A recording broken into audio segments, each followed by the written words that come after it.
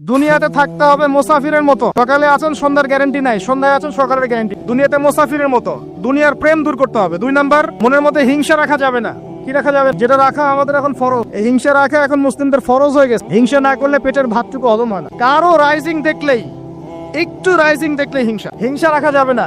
3 number, আত্ম অহংকার রাখা যাবে না, ইগো রাখা যাবে না, লৌকিকতা রাখা যাবে না, রিয়া প্রদর্শন করা যাবে না, এবং গীবত, তুহমত, অপবাদে যে অপসংস্কৃতি আছে এইগুলো থেকে দূরে থাকতে হবে। ইনশাআল্লাহ তাআলা আল্লাহর নূর আপনার কলবে আসবে, তখন ইনশাআল্লাহ তাআলা আপনি খিজির হবেন, যে কিনা অনেক দূর পর্যন্ত দেখতে পারে, যা মূসা আলাইহিস সালাম পর্যন্ত পারেন নাই। আসেন, এই খিজির আলাইহিস সালামকেই আল্লাহ পাক বলেছেন শেষ জামানার, মানে জামানা না, পুরো ইউনিভার্সের সবচেয়ে জ্ঞানী মানুষ। মূসা আলাইহিস সালাম বলেছিলেন আমার চেয়ে জ্ঞানী কেউ নেই। আল্লাহ পাক বলেছেন খিজির। শেষ জামানার সূরা আল কাহফ এর মধ্যে তার কথা আছে।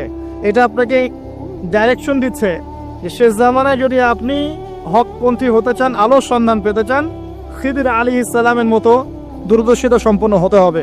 আল্লাহ পাক তৌফিক দান।